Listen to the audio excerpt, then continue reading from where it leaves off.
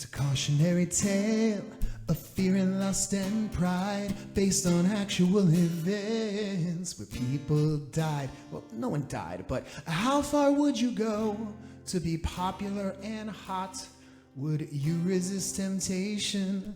No, you would not. Just admit it. Sometimes mean is what you are. Mean is easier than nice. And though mean can't take you far, maybe this will make you think twice. I hope you're wearing your pink, because today we're talking about Mean Girls. So fetch right now.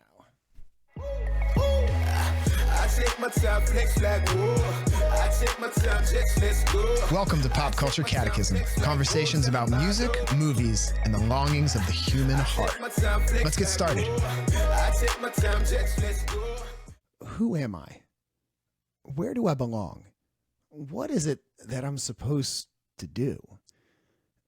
These are some of the most basic questions we as humans have to somehow answer for ourselves throughout the course of our lives, but they're not probably questions you're going to be explicitly asked very often. But make no doubt, every day of our lives, each one of us is answering these questions in one way or another, by our thoughts, by our actions, by the way we treat the people around us. And in my opinion, no recent piece of popular art asks these questions in a funnier, more incisive way than the early 21st century classic movie, Mean Girls. It's a movie, it's a stage musical, and now a movie musical. I'm super excited today to be joined by screenwriter and playwright, and also the executive director of the Catholic Artist Connection, Emily Schmitt. If you don't know who I am, I'm Mike Tenney. I'm a Catholic speaker and worship leader out of Washington, D.C. I spent over a decade teaching Catholic high school theology and also trying to make it big as a rock star at night. And now I'm blessed to speak to thousands of people and lead worship for them all over the place, and especially through this show, Pop Culture Catechism. This is Pop Culture Catechism. It's the gospel according to pop music and movies and shows where we take a deep dive into the media that you're plugged into, so that then when we unplug, we can go out in the real world and have a deeper sense of God's love for us and hopefully share that with the people around us and help us take that next step on our spiritual journey. I want to give a special thank you to everyone who supports the show, but especially our patrons through popculturecatechism.com. And the sponsor of this episode, catholicmerch.store, where you can buy awesome Catholic hoodies and mugs and hats and shoes, and all of that supports everything that goes on here at Awaken Catholic. So without further ado, I want to welcome to the show, Emily Schmitt. Emily, how you doing? Good. Thank you so much, Mike. I'm so excited to be on the show and especially to talk about Mean Girls. Yes, I'm excited too. We got put in touch by Samantha Pavlak, who's the director of Femme Catholic. She was on our Handmaid's Tale episode, and she and I are always kind of bouncing ideas off each other. And she said, you and Emily need to talk. And I was like, well, I've been wanting to, just through email, I was like, I've been wanting to do Mean Girls. And you were like, hold up. I love Mean Girls. So it just kind of seemed very, very serendipitous, Holy Spirit dipitous, if you want to say that, in connecting us. So I'm really excited to talk about Mean Girls. I love when stuff that was popular and when I was coming up, like through high school and college, and now it comes back around a few years later, and all of a sudden it's fresh again. So, but before we dive into Mean Girls, tell us who you are, what are you doing, and what's exciting in your world. Yeah. So as you mentioned, I'm a playwright and screenwriter. I also am the executive director of the Catholic Artist Connection, which is an organization dedicated to easing the loneliness of being a Catholic artist. So we have a newsletter, we have local chapters in different cities, and opportunities for Catholics anywhere in their spiritual journey, wherever they are with their faith, just come together, pray, form friendships, and realize that they are not the only artists who are people of faith and not the only artists who are Catholics, and really sort of lean on each other for support. I feel like a lot of times as an artist, artists tend to push the boundaries and ask kind of questions that are outside the box, and we think outside the box. And I think Catholicism sometimes can have kind of a rigid structure. And so a lot of times we artists feel like we don't fit within the church, which I don't think is right, but I think a lot of times that kind of comes across. So I think what you're doing with Catholic Artist Connection, that everything you said was just like hit me right in my artist heart. Like, oh yes, I have felt very alone sometimes in this world. So that's awesome. Absolutely. What you're doing. Yeah. Yeah. And most of my artistic work is in the secular world. So then the opposite, I feel like I'm the only Catholic around, and then in the Catholic world, sometimes you feel like a bit of a fish out of water. So we're bridging that gap. That's And awesome. that's our mission. And I also, as you know, I write for FemCath. I write about pop culture for them, and I also write about sex and relationships. Yeah, So that really comes into this movie very much so, all of those yeah, and things. so I was looking through your stuff on Femme Catholic, and I was like, oh, I've read this article before. Oh, I've read this article before. Like these are some of my favorite articles that Femme Oh, Catholic has done. They've been some of the ones you've written. So I really appreciate the stuff that you've written there. So we'll put that's so links good to to Femme hear. Catholic and Catholic Artist Connection for sure in the show notes. So you say you're a screenwriter and playwright. Is there any things that you've written that you're like really proud of that you would love people to go check out? So I'm working on a musical. It's in progress. It's called The Inconvenient Miracle, and it's a musical comedy about a Catholic all-girls high school. Okay. The I don't want to go too deep into it, but I will say that the play, the musical is a comedy about a young girl. She's an atheist, but she finds out that she is inexplicably pregnant, and she has to convince the rest of the school that it is not Jesus, but no one believes her. And the play, it's interesting because it is a musical comedy, but it deals with faith. Obviously, it deals with women's bodies, it deals with consent, and it deals with abortion. And myself and my two co-writers have very different opinions on that subject, and we are writing the show together. So it is something that it's a work in progress, but it's something I'm really proud of. Yeah, that sounds really Yeah, exciting. yeah. So Very cool. that's happening. And I've also, I mean, if you've seen my work, it's probably on the Hallmark Channel. I've written two Hallmark movies. So Do you feel comfortable telling us what they were? yeah, absolutely. Beverly Hills Wedding, which is a Valentine's Day rom-com, and Okay. Raise a Glass to Love, which is a fall harvest wine romance. Okay, I'm So sure my wife has either seen them or wants to see them. I'm going to have to ask her about this. yeah. That's very cool. All right. Well, so listeners, if you are not familiar with Mean Girls, you've probably been living under a rock, or maybe you were born in that magical time between like 2005 and now, and so you kind of missed it. But the movie Mean Girls came out in 2004, and then it was made into a musical. It officially hit Broadway in 2018, and just this month in January 2024, it's been remade as a movie, and kind of a mix of the original movie and the musical hitting the screen with some of the original cast back, Tina Fey and Tim Reynolds from SNL. Tim Reynolds, is that his name? I forget his name. Tim something. Tim Reynolds used to play guitar with Dave Matthews. It's different Tim, but It's anyway. not Tim Reynolds. Not Tim Reynolds. Tim Meadows. Tim Meadows. There we go. Yeah, so they're back, and I think the girl that played Regina George on Broadway has the lead in this. Yes. So Yes. yeah, it's Renee exciting. Rapp. Renee Rapp. Yeah, Renee Rapp, and she's just Yeah. incredible. So today we're going to talk about the original movie. We're going to talk some about the musical and just kind of the themes within it. So just before we dive into some of the themes, just artistically, what do you love about the original Mean Girls movie? What in it speaks to your heart? Absolutely. So I was in high school. I was a young high schooler when Mean Girls came out. So I was the age of the characters in the movie. And what really strikes me about that movie is this story of how desperately these young women want to belong, and how even the most popular among them doesn't feel like they do. And Yes. it's really, I mean, obviously it's hilarious, and it has some of the best one-liners, I think, in movie history. And it's brutal. I mean, these girls are brutal to each other.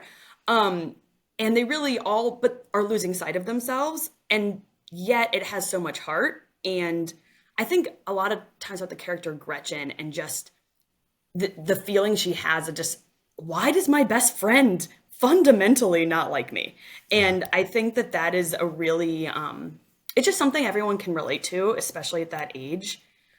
And it's also just, it is one of the first movies that I was exposed to that was a comedy, female centered, and not a rom-com. I mean, yeah, there's a romance in it, but it's not about the romance. A female centered buddy movie that everybody liked, that had a big impact on me at that age, and still now as a writer. Yeah. What's that test they talk about where like if in the movie The Bechdel test. the Bechdel test? Yeah. Can you explain this? Absolutely. So there's a bunch of different iterations of it, but the basic idea is that if a movie has two female characters, they are both named and they talk together about something that is not a man, it passes. And what's really shocking is how few movies do. Yeah, I remember when somebody told me that, I was like, that can't be true. And then I started like paying attention. I was like, oh, wow. Like a lot of big famous movies, most movies probably like don't pass this at all. Yeah. Yeah, it's really, it's stunning because we think that, you know, movies will have really rich female characters, but it's normally the love interest of the man. And so these movies that are fundamentally about women, and of course, like a lot of the things these girls are fighting about is boys. There's no question that they're fighting about boys, but that's only one of the many things they're fighting about, right? And at the end of the day, the boys are kind of secondary to the fact that they want to belong to each other. Yes. And that they can't figure out how to do that, unfortunately. Until the end, they do figure it out. Yeah, I think a lot of times in 2021 or what year is it? It's 2024. It's 24 actually. Yeah. I'm just behind the times. And I was thinking the 21st century. That's why. But in 2024, it's easy, I think, maybe especially from a man's perspective, to be like, okay, like, you know, I mean, I'm a stay-at-home dad. My wife is the breadwinner in our family. It's easy to think, all right, like, you know, sexism is over. We've equalized the scales, and women can do what they want to do. If they want to stay home, they can stay home. If they want to go to work, they can go to work. But then there's kind of more subtle under the surface things, like 90% of our movies, I'm making up the percentage, but a lot of our movies that men and women are watching, women are kind of always on the sidelines, are only presented as in relation to men and men's desires. Like that's something subtle that is not written into our laws. Like, you know, women can't vote or women can't leave the home or something like that. But it's kind of a subtle sexism that we don't notice. And so I think it's that's why movies like this are important. We did a whole episode on Barbie too. And I think that, again, I think that was an important movie for similar, but also some different reasons. Yeah. Yeah. I love how the musical starts off. It talks about how this is a cautionary tale, right? This is a cautionary tale of, you know, being mean. It can kind of get you so far, because we have Katie who comes in and she's this homeschool girl, and she was homeschooled, like her parents were on safari in Africa, so she lived like part of this safari family in Africa, and then she moves back to the States because her family lost funding or something, and she's going to an American high school for the first time, and she's trying to navigate the culture shift. And now I'm in this high school, and there's kind of a lot of animal behavior. Like there's this pecking order, this hierarchy, just like with the lions and the food chain. and predators. There are predators. And predators. Yeah, absolutely. Yeah. So, all right. So let's talk about this kind of Regina George perspective. Regina is like boss mean girl. Okay. And what do you see as her like key struggle? What let's say you were like Regina George's youth minister or teacher, like what are the things you're trying to work through with Regina? Absolutely. So she's the queen bee, right? And what's interesting is Tina Fey actually was inspired by a parenting book to write Mean Girls.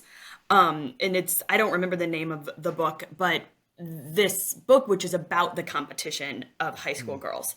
And this idea that there's sort of this sexual competition between the girls, not to be having more sex. It's not like that. It's to be desired, right? You want to be the most desired person. And Regina George, if I were her youth minister, I would say to her, well, she's completely defining her dignity and her value in relationship to other people's fear and respect of her.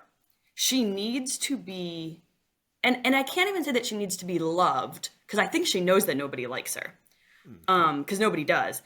She needs for people to fawn over her and worship her in order to feel like she has any value whatsoever. She has absolutely no sense of inherent dignity. And it's really, I mean, yeah, she seems like the desirable person that everybody wants, but she's walking around with she's a vessel, right? Yeah. The only thing that gives her a sense of self is other people wanting her, men, boys wanting her, and other girls being envious of her. Without that, she doesn't know who she is. And even her mom, brilliantly played by Amy Poehler Yes. in the movie, being like the cool mom. It's like, okay, just give me your car keys. You can drink here. I'm not like those other moms. Her mom is And the meanwhile- worst. Yeah, and the little sister's like flashing the TV screen. And Oh, yeah. yeah, and I definitely went to high school with some kids that had moms like that, and definitely as a teacher, I met some parents like that as well. But the mom is struggling with the same thing. Like, she wants so badly to be validated, even by her own children, that she can't hold a boundary on her own principles. And, Yeah. and I remember being like that in high school. Sometimes I'm still like that. It's still a struggle. But I remember specifically in high school, I went to a new school. I didn't know many people, and feeling like I had to act a certain way to be cool, to get friends. You know, there was this kid on my soccer team who was kind of a nerd, and I felt like I had to kind of make fun of him to kind of fit in with the other guys. Or when I joined the wrestling team, I made varsity as a freshman, and I felt like, yeah, I'm the man. I'm trying to like impress the seniors and those sorts of things, like talking in ways I wouldn't normally talk. You know, just acting in ways I wouldn't normally act to try to fit in and be cool. And it wasn't until I got involved at the youth group at my church and I met some people who were different. They had like a different sort of freedom. They were willing to like talk about things that were going on in their lives without this fear of like, who's going to judge me? And I remember one time we were on a retreat or something, and one of the senior girls who was like super cool, and I thought she was awesome and pretty, she like talked about like problems in her family, and like her parents were having issues and her sister was depressed, and how she relied on God to like get through these things. And I just remember like mind blown. I was like, I mean, I believe in God, but I wouldn't like tell anybody, you know? Right. That's not cool. You know, Right. like I have problems in my life, but I wouldn't tell anybody. You know, the fact that she was so vulnerable, she had like this freedom that I knew I didn't have, but I wanted. And it was through those kind of kids that I met at my church that were living differently, not for other people's expectations, with like a different understanding of what it meant to be a community, not this hierarchy and pecking order like you were talking about. And it's just what Jesus says in the gospel is like, if you want to be the greatest among you, you must be the least, you know, you must be the servant of all. And that's the sort of kids that I met in my youth group, were kids that weren't so concerned about putting themselves above others, but were willing to be vulnerable and reach out to people who weren't as cool. You know, like it was kind of the cool thing to go after the kid that wasn't cool. And I just remember that had such an impact on me. And I was like, that's the sort of person I want to be, you know? Not cussing because my friends are cussing, or you know, doing crazy things at parties or get-togethers. Not that I was invited to any parties, but Right. So, well, it's interesting. In Mean Girls, obviously it's a comedy, right? So it's an exaggerated version of this. You know, few people, thankfully, had high school experiences like that. But what's interesting about Mean Girls is there's no version of that. There's no youth group. There's no nice kid in the entire movie. I mean, maybe the boy that she's interested in, but like, he's not really, because he's still going after Regina, who's ever interested in. There's no. He's kind of clueless. Yeah, there's not. The kids that you think are going to be the nice kids, like the uncool kids, are actually deeply mean too, and they have this whole plan to cut down Regina. So Katie really doesn't have what you had, which is like people that are going to value her as a person and want what's best of her. I do feel like when I was in high school, I was really, really fortunate because I went to an all-girls high school, and I know that a lot of people had experiences with a lot of cattiness and a lot of clickiness, and I really didn't. And my friends, they really wanted me to be a good person. Like, I could tell that was a thing, and those same people to this day, whether they're Christian or not, you know, we have there's a fundamental sort of value of the people that you befriend, or people who are going to tell you, not that you're wearing the wrong color on Wednesday, but that like you're doing the wrong thing and maybe you should do a different thing. Katie does not have an option to make a friend like that in this particular high school. Yeah, that's true. And I wonder if the fact that you and I had those experiences with, did you go to a Catholic school? Oh, you said it was all girls. Yeah. So the fact that you and I had at a very formative age, a very positive experience of that sort of community in the church setting is probably why we're like grown adults that are still Catholic, like riding the Jesus train, you know? And I know there's lots of people who have not had that experience, like the experience, like they had Regina Georges in their youth group or working at their parish, or they met at their Catholic school. And so that was their experience of church and of Christ. And I totally understand why, you know, If I'd gone to a school like that or had a church like that, I'm not sure I'd be Catholic either. I wouldn't want any part of that Jesus, that was reinforcing this do everything for other people's approval and the social pecking order sort of mentality towards the world. You talked about how you went to an all-girls Catholic school. Mm-hmm. Now there's a quote from, I think it's in the movie, but I know it's definitely in the musical, where Katie says, as she's figuring out her new school, she says, wow, girl world has a lot of rules. Like, I got to look like this. I got to act like this. So what is this kind of fake femininity, fake version of womanhood that we see unhealthily portrayed in this movie, or maybe in the real world too? What is fake there in femininity, and what do you see as a self-described Catholic feminist? Like, what's authentic femininity? Absolutely. So easy questions here only. Absolutely. No, I love this question. A girl world does have a lot of rules, right? There's absolutely a lot of do's and don'ts that Katie runs into, and that high school girls or even adult women run into. And one of them is about this sexiness standard, which is really, I think that as Catholics, we tend to be like, when we talk about the challenges of being a woman, we want to say, oh, well, the culture wants you to dress promiscuously, and that's bad, and it undermines your dignity. And yes, that there's an element of that. But I think if you watch the movie, it's actually even more insidious than that, because yes, she has to dress sexy for the Halloween party. She can't dress fun. She can't enjoy herself being a scary bride. She shows up as the bride of Frankenstein, and they're like, oh which is my great, gosh. But she can't do that. She has to be hot, but she absolutely cannot be too hot, because then she's a slut. And I think that it's not just that a woman needs to be attractive. She also cannot offend us with her attractiveness, right? We can't see too much of her body. And I think that Christian women run into this problem all the time too. It's like, there is an idea of like this feminine ideal, even if it's a modest ideal that you want to portray. But if you become too attractive, then you're sort of treading that line, right? Yeah. And fundamentally, I think the sad thing is Katie had it right when she first showed up at the party in her Frankenstein bride concept, because she was dressing for herself. She was dressing to enjoy herself. She was dressing to have fun. It's Halloween. She wanted to that was a great costume, right? Like, and she wasn't dressing for anybody else's like assessment of her physical form until she got there and she found out that she'd done the wrong thing. And then by the end of the movie, people are calling her, a slut or whatever, and it's just like, don't even try to tread that needle. Like, they're out. The culture wants to just bring women down and try to define their dignity by what they look like. I mean, that's just fundamentally what it is.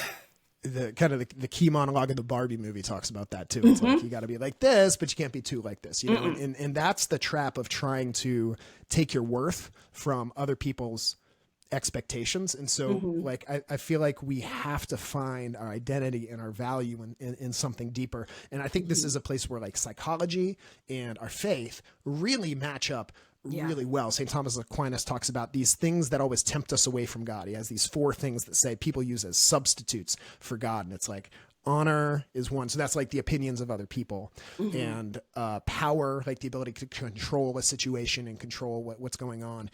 Wealth, so like having access to a lot of things, and then pleasure. And people tend to substitute those things for God, but they always leave us wanting more. And you see Regina George, even when she's at the peak of high school honor, it's so tenuous. It's like, it's such it's not a real happiness. And Aristotle even talks about this. He calls it the life of fame, or the life of honor. It's not real happiness because it's dependent on other people and it can't last. And so I feel like we need to rely on something deeper for our happiness. I had a psychologist on my show once, and he said that there's 3 what he called tasks of adolescence, where each adolescent person, as they're growing up, they're subconsciously asking themselves these 3 questions in their mind. Who am I? My identity. That's the first one. Where do I fit? The community. And what am I supposed to do? My mission. Identity, community, and mission. And you see the girls in this movie and musical, they're wondering, who am I? Where do I fit? What am I supposed to do? Like, how am I supposed to direct my energy in this world? And they get very much caught up in this hierarchy of I need to get to here. And that's how I'm going to find my place. That's where I'm going to find where I fit, is people who help me to stay there. And if people aren't helping me to stay there, then Katie is going to leave behind her loser friends and go sit with the cool kids who aren't really even her friends, but because it gets her higher in that social status, that's going to be her community. And I think it's so easy for us to fall into that is, am I spending time really with the people who are helping me to be the best person? Or am I spending time with people that have like the best connections or like are cool? My job, am I doing the job that I really feel called to as part of my vocation and the best use of my gifts? Or am I just taking the job that has the most money or is going to, help my career? And those two things can match up. But I think that can be very clarifying for us if we really do ask ourselves, like, is this the true sort of identity I'm supposed to have as a child of God? Who's our community supposed to be? It's supposed to be followers of Christ in the church that we see and treat each other as brothers and sisters. And what's my mission? To spread the love of God, to live this kingdom of God, to live a heavenly life already here on earth, and to forget about the social hierarchy. I'm going to be the greatest by being the least, by being the servant of all. And that's radical. That is totally in the face of everything in our culture that says your job is to be upper middle class and have other people look at you. And that's something I would say to my teens all the time when I was working in school is, we have bigger dreams for you than being upper middle class. Much bigger dreams. There's something way better than that. Yeah, you may have said this already, but this idea of vocation as being where your great longing meets the world's great need. Ooh, say that again. Someone once defined vocation to me as the place where your deep longing meets the world's deep need. So whatever the thing is that God has put in you, that desire to do something, there's a place in the world that needs that. And when you can find that match, then you may have found the place that God wants you to be, doing the thing that God wants you to do. And the task of your life is to find that, right? To find that vocation.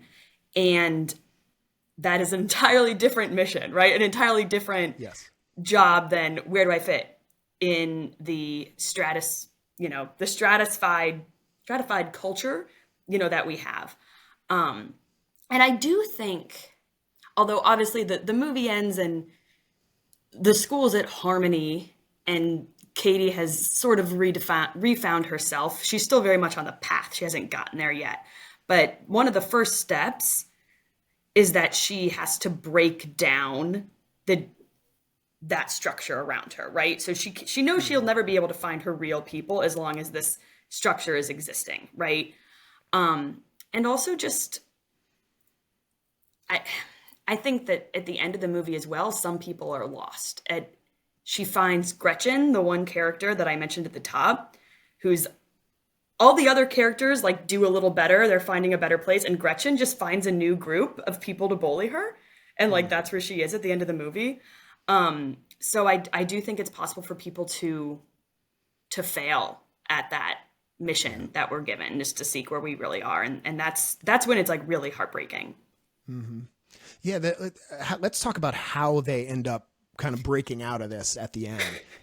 There's this burn book, right? Where they put all their mean, nasty comments. And 2004 is largely before social media. Like we had like AOL Instant Messenger, but there wasn't Facebook yet, or Facebook was just about to come out. So there wasn't like cyberbullying as much as like there can be today. So they had this physical book called the Burn Book where they would put out all these nasty rumors about everybody, and then it ends up distributed to the whole school, and everybody finds out about everybody's nasty business. And so they have this assembly at the school, and I'm having trouble remembering exactly what goes down at that assembly, but that's like where everything kind of comes to a head. Yes. Right? Do you remember this? Yes. So Tina Fey's character puts together this sharing session where everyone gets a chance to get up there and talk about the ways in which they've been hurt. That's where the great line of "she doesn't even go here" comes from. And the one girl gets up and she doesn't even go there. But everyone shares their things, and then Janice gets up and she reveals the whole plot to take down Regina George basically telling Katie, like telling everyone that Katie's been giving Regina George these weight gain bars, that she's been, you know, kissing her boyfriend, all of these terrible things. Regina gets mad.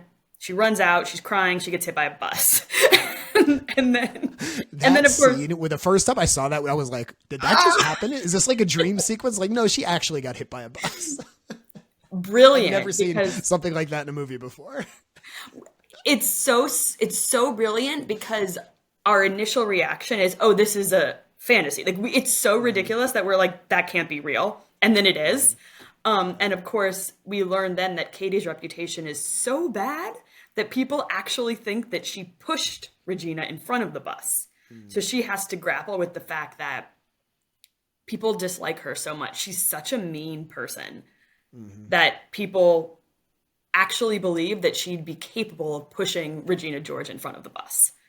And sometimes that's kind of what we need to stop staking Yeah. our worth on what other people think of us. Sometimes Right. it takes kind of a rock bottom moment where we're like, oh, well, this is not worth it. I'm going to stop playing this game. I'm not going to worry about how many likes I get or how many follows I get or what people say about me. Like sometimes it takes a moment like that Yeah. to get there. Yeah. I love this song from the musical. It talks about it roars, and she's talking about trying to find her place, and she's talking about the lions in Africa where she grew up, but then she's also talking about like there's something inside us that roars, this need to belong. I'm gonna find some friends. It roars within us all, and I think that is true, so true, and it's 100% in line with what you find in the scriptures and in our Catholic faith, is that we have within us this longing. Like, what does God say about Adam after he creates Adam in Genesis 2? He saw that it was not good for the man to be alone. And so he made all these creatures and brought them to the man, and the man named them, but none of them was a suitable creature. And it wasn't until he reached into his core, into his heart, and formed out this other being. And then at last, Adam's like, this one can be a partner for me.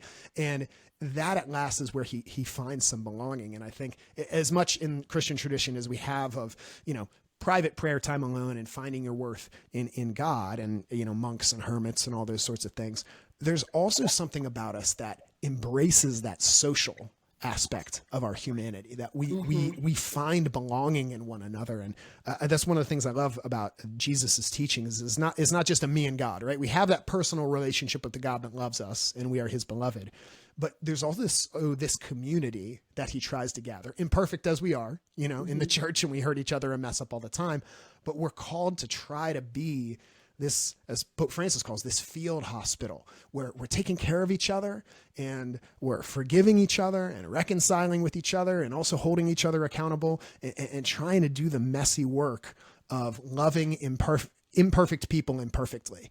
And somehow by God's grace, we're able to do it, or hopefully we're able to do it some of the time. Yeah. But that's what I've found in the church, is what I've found through my marriage and my friendships, is when I bring God into it, and the more I go to prayer and we face those hardships, those times where I've failed or where the other people in my church or my marriage or whatever have failed, going to God, using the grace available to us through the sacraments, Mass and reconciliation, that's where we find the grace to have a perfect love in an imperfect relationship. You know what I mean? So, I just think that call within us, that roar, like that longing within our hearts for connection, to be loved, to be seen, to be known. We long for it in other people, and we can find it to some extent in other people, but ultimately we're only going to find it in a relationship with God, an infinite God who I can think fill that's our really, infinite longing. really beautiful and absolutely true. And to the extent that we are seeking God in other people, we will be able to have deeper relationships with them. Yes. That vulnerability, like people getting up and saying, like I talked about in my youth group, like people sharing vulnerability in talks, and it happens in the movies. It reminded me of like Kairos. I don't know if you ever went on a Kairos retreat in high school. Yeah. So that scene in the movie reminds me very much of like a Curcio Kairos sort of thing, where people get up and they share very publicly, and people cry and write each other letters, and it's all kind of cheesy. We look back on it and kind of roll our eyes a little bit, but there's also something deeply beautiful there, and it was there that a lot of my faith first came alive, that like, whoa, we can really be vulnerable with each other and really share. And I think that has helped me in my friendships and my marriage and my relationship with my kids to be able to talk about like really deep, hurtful things. And I've, you know, kind of get past that awkwardness and to be vulnerable. So, I was definitely a Kairos leader back in the day. Live the fourth, man. Live the fourth. I also, I don't know how much time we have, but I also wanted to talk a little bit about Katie's decision to dumb herself down in order to date the boy she likes. Dylan, I believe is the character's name. Yeah, who's sitting behind her and is like, on October 3rd, he asked me the date. What's the date? It's October 3rd. Like that whole sequence. That whole sequence. It's so interesting because I was looking over the notes before this, and you know, you had written about that moment, you know, about women. Is this something women do? And it had me thinking because it's a known phenomena. Yeah, do women dumb themselves down to not intimidate men or attract men? Yeah, and I think it's really. I think what happens is we have this sort of zero-sum game about dignity. Basically. And it's similar actually to what's happening with Regina George, I need everyone to worship me, is we feel that people in general can sometimes feel that if another person is smart or impressive or attractive or any of these things, then I must be less than that. Like only one of us can be the smart one in this room, or someone's a little bit smarter. And women are very conditioned to make other people happy. I mean, often women are told from a young age to be nice, unlike the Mean Girls things. Little girls, be nice, be nice, be nice. And we do get a lot of validation from making other people feel good. So if she thinks he'll feel good if he feels smart, and the only way he can feel smart is if I'm not as smart. As opposed to an idea of, well, he's probably very smart and so is she. So there's no reason that she should need to debase herself in order to elevate his self-worth so that he likes her. This sort of just like cycle of, well, only one of us can be good, right? And he says that to her as well, that he liked her more when she was smart and cool and all of those things. But that's not entirely true because he's also dating Regina and is totally fine with her behavior. So Katie has every reason to believe that he's going to be more attracted to Katie if she acts more like Regina. I mean, he's giving her all the cues. Yeah. Yeah, she starts getting stuff wrong on purpose in math class, I think, even though she knows exactly what it is. And so I think what we see there is, so often our destructive behaviors and our harmful and sinful behaviors that are destructive for the other person and for us in our relationship with God, what we often call sin, it's rooted in something good, right? It's good to think about, well, how is this going to make the other person feel? To have some empathy for another person. And I feel like in a lot of ways, speaking very, very generally, in a lot of ways that can come, whether through conditioning or whatever, it can come to women very, very easily to be very empathetic, to want to kind of feel, well, how is this going to affect that other person? And that's like a superpower. That's really, really good. But it can be twisted when we lose sight of our own dignity, when we see it as a zero-sum game. And as you said, well, if you have it, then I don't. And, you know, if the woman makes me feel smart, then I get to talk to her. And there's kind of a meme in our culture about men love to explain things, right? We call it mansplaining, right? Yes. And we love to explain things. And I think, again, there's kind of a seed of goodness, and then there's a sinful way that it gets twisted. The sinful way that it gets twisted is you're talking over people, you're speaking without listening, you're just kind of trampling over other people's ideas. But the gem in the beginning there, the good desire there is to teach, right? And me with my children, when I'm helping them with their Legos that they just got for Christmas, you know, I'm not mansplaining when I'm helping them out, right? Like nobody would see it that way. People would say like, no, that's a good thing for a father to do. And so there's something within us, and at least I'll speak for myself. I know there's something within me that feels very manly and right, that I should be helping people. I should be using my knowledge at the service of other people. But when it becomes twisted in a selfish sort of way, like, oh, let's show you how much I know, right? I'm gonna going to put myself on a pedestal and talk over people here, it can very easily become twisted. And, oh, I have to be the smartest person in the room. And you're worried about yourself rather than, is this person getting what they need? So I think a lot of times the way to fix those behaviors is not to eliminate them entirely, but to see them in their proper context of respecting one's own dignity and respecting the dignity of the other person. So, yeah. Yeah. And I'm sure there's plenty of things that he did have to teach Katie. I mean, everybody knows different things, right? It might not be math. It might not have anything to do with school, but ideally, if you like someone, you both have interests that you could teach and share to each other. So they could have had plenty of interesting things to talk about and to teach each other.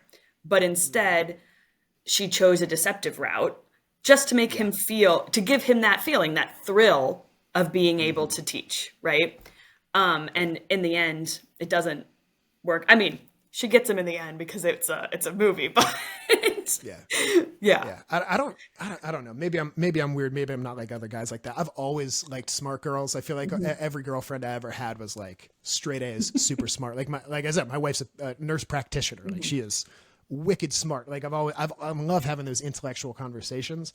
So I've never really understood that idea of that a woman would, try to make herself seem dumb. Cause that, I mean, to me, that seems attractive that, we can like intellectually discuss things and talk things out with each other. I don't know. That's probably cause I'm an extrovert and I like talking things. It's also a self-esteem thing because you're not intimidated by the intelligence. I mean, if you feel a sense of insecurity about your own abilities, then you're going to be more inclined to want to put someone down. Right. And I think that a lot of that desire to sort of keep women in a box just comes from the insecurity of the people putting them in the box, right? Yeah. Mm-hmm. Yeah. Unfortunately. One of the whenever I was teaching my students about the 10 commandments, the final commandments, of course, are the coveting. You shall not covet anything that belongs to your neighbor, wife, belongings, house, etc.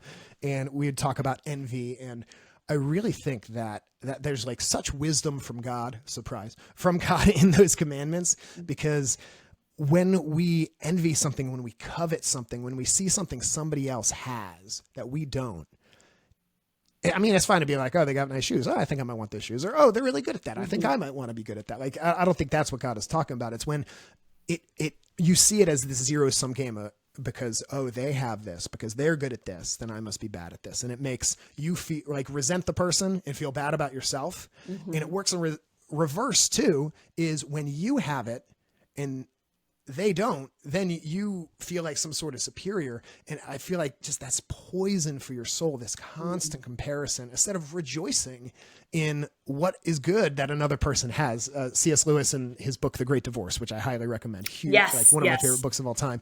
He says, like, when you're in heaven, you'll be able to hear someone else sing a beautiful song and be able to enjoy it as if you were singing it yourself. And if you're singing a beautiful song, you'll be able to enjoy it as if you were someone in the audience, like delighting in your wonderful performance. And those, you'll still be individuals, but kind of those selfish barriers within ourselves will be dissolved. St. John Paul II, who was our Pope 2 popes ago, talks about love should be disinterested. And he doesn't mean disinterested like you shouldn't be interested in the other person, but it's not self-interested. Like you have this disinterested love, which is like honestly interested in the other person, but there's no self-interest in it. It's just honestly pursuing the good and delighting in the good that you see. And I think we all want to be loved that way, and we all want to love that way somewhere deep down, but it's something that's only possible through, the purification of God's grace in our hearts. I know that's like hashtag goals for me. Disinterested love. It's hard.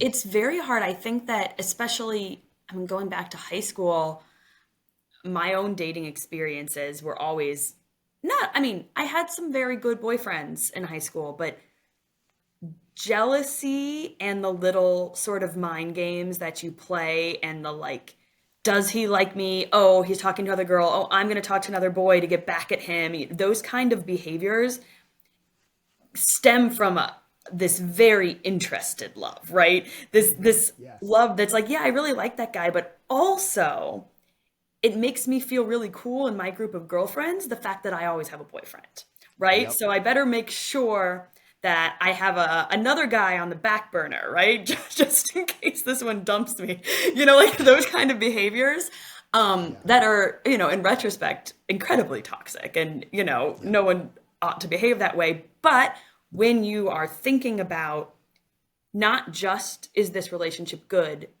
Does this person make me a better person? Do I enjoy being with them? Also, what do they do for my status, right? Those things as well. You're messing up the whole relationship. Exactly.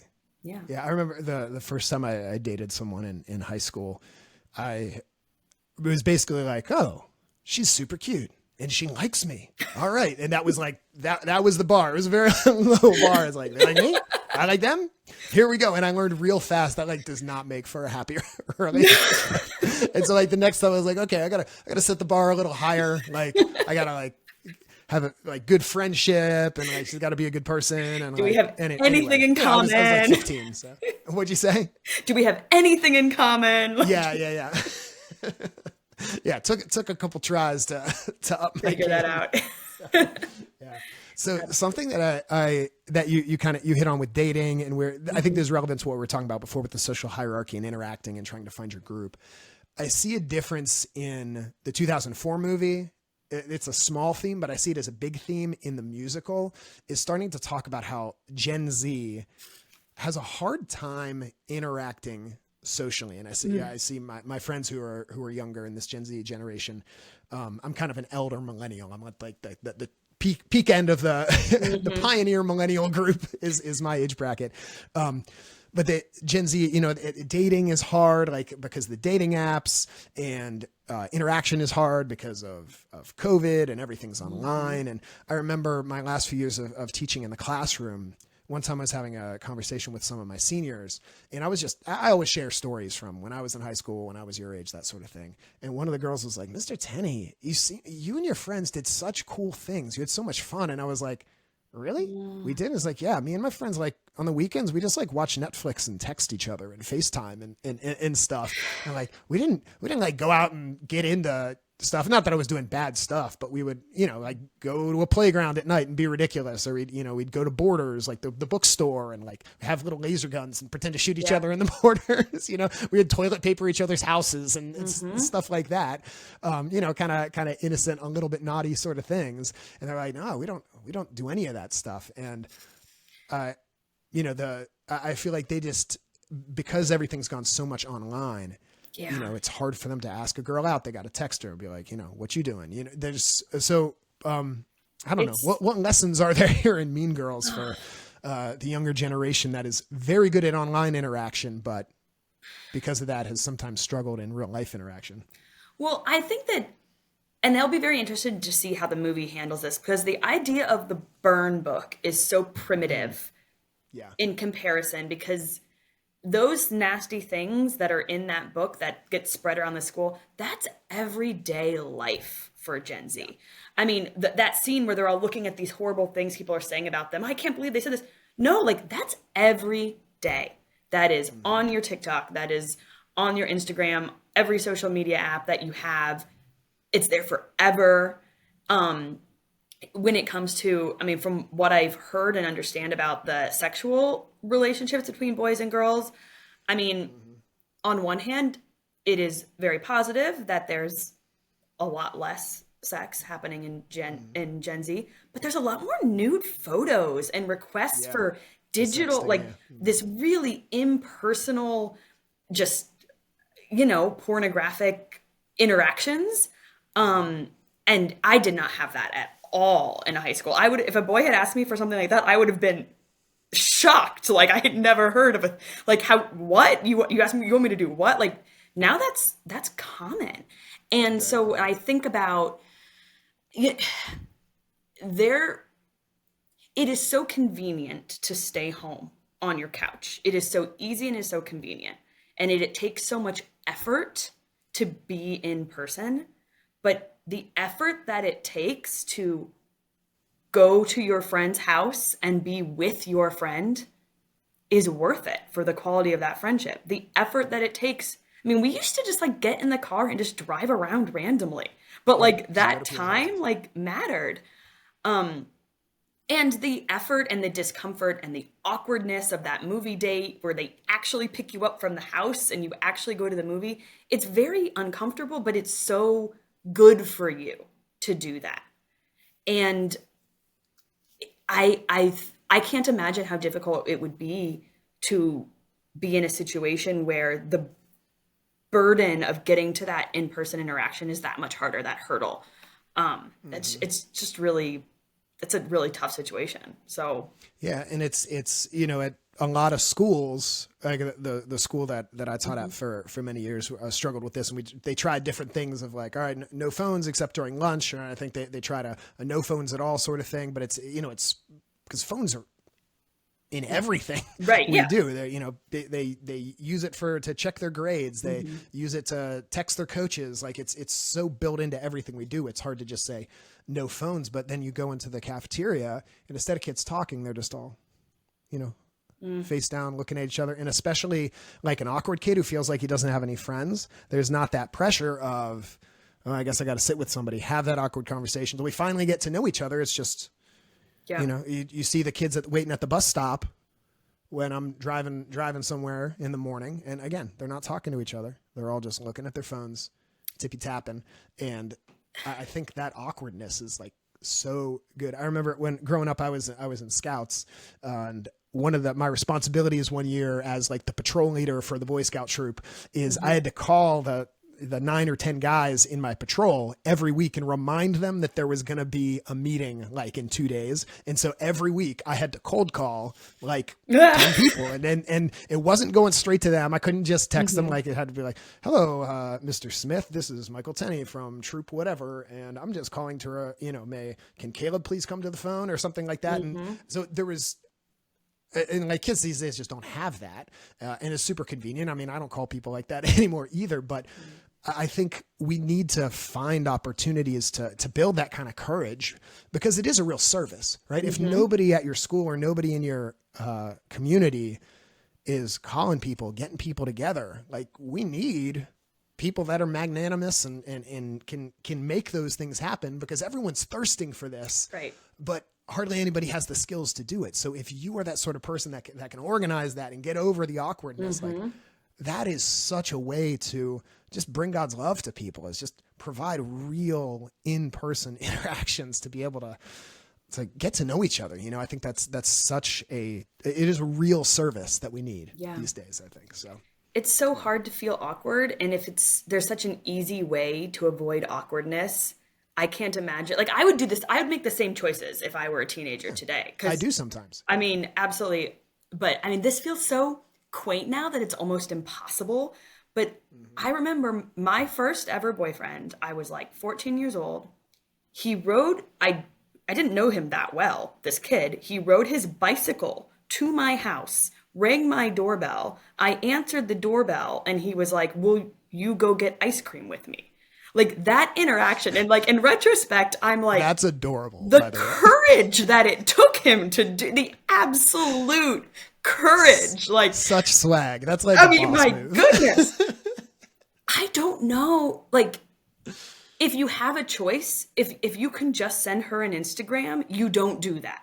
Right. Yeah. Because it is that vulnerability, right? Like that the fact that I could have slammed the door in his face or not been home or, all of those things, like the thing that requires effort and courage and like to look someone in the eye and be like vulnerable with them. Like I would like this relationship with you. I want to get to know you. To say that to a person face to face is hard, but I think that I do think that that's the only real way to actually connect with other human beings. Mm-hmm. Yeah. And in my experience, I mean, obviously everyone's a little bit different, but girls love that stuff, when everyone else is just texting you, what you doing? And you actually show up, you can be like, I made reservations. Would you like to come with me? Like in my experience, girls really like that. Pro tip for the young stags out there. Yeah. Man, like I feel like today, if somebody rode up to your house on a bike and rang the doorbell. Like when they ring the doorbell in our house, it's like, who's there? Like, looking through the windows, like somebody rang our doorbell. Like we're not people when they show up to the house, they like text from the car, like we're here. You know, like that's what we do. Peeking through the windows, like what? Yeah, on the ring, doorbell, whatever. Yeah, everybody's got cameras. But and of course we're talking about now we're talking about boy and girl relationships, but the same is true with friendships, with female relationships, with relationships between two guys. Going up to that person in the cafeteria and sitting down next to them and speaking to them, right? Yes. All of my girlfriends, my really deep friends, I mean, it's conversation. It's hearts to heart. I have a really close friend who I met on the internet. I met her on Twitter, but our friendship is in person, right? Like it's not that social media is impossible to form relationships, but those connections, they have to become real. Yeah. Yeah. Yeah, absolutely. Every technology has its benefits and its drawbacks, and you got to use it in, it takes us a while to kind of figure out the drawbacks. And right. I think we're figuring that out with social media now and the psychological impact, and we're going to be figuring it out with AI in the next 10, 15 years. But, we can't forget that it's about people, right. and that never changes. Like we need each other, and we're made for each other. So. Emily, I have loved this conversation. I'm so excited to see the new movie and compare it to the old movie and compare it to the musical and just, think about these things and just, delight in this wonderful gift that Tina Fey and others have given to the world in Mean Girls.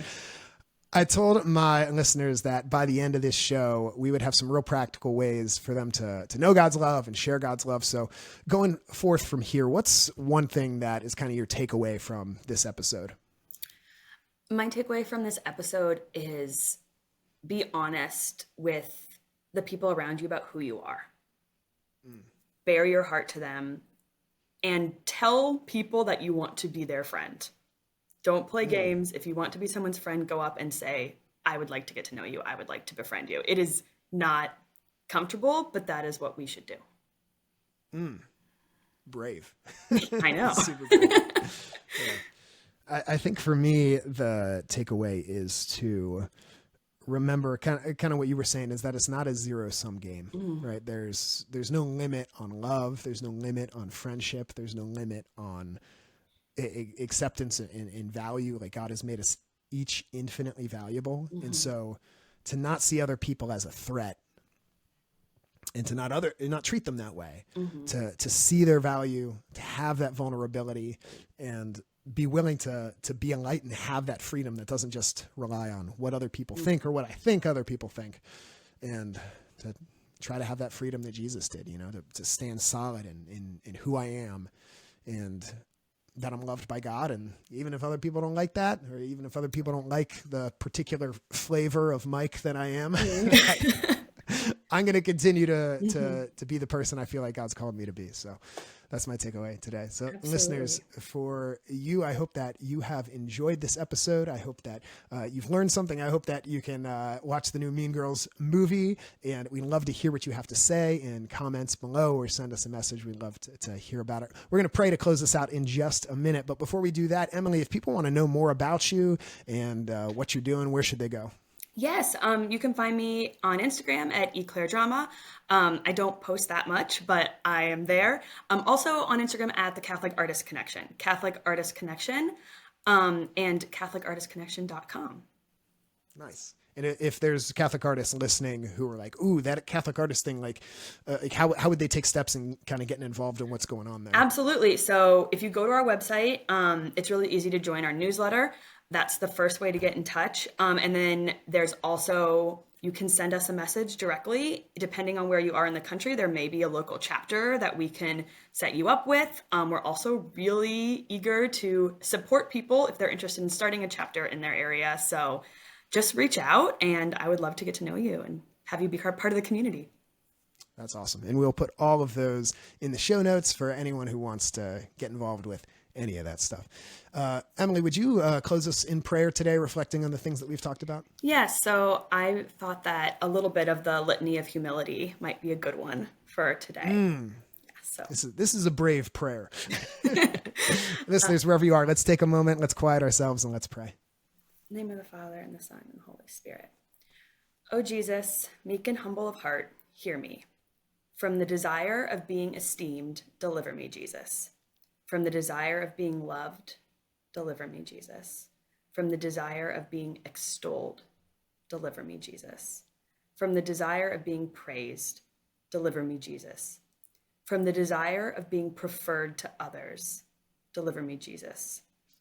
That others may be loved more than I, Jesus, grant me the grace to desire it. Amen. In the name of the Father, the Son, and the Holy Spirit. Amen. Whew, I haven't prayed that prayer in a while. I used to pray it all the time, but I forgot about it. But man, that one just like hits you right in the ego every time. That's a good one.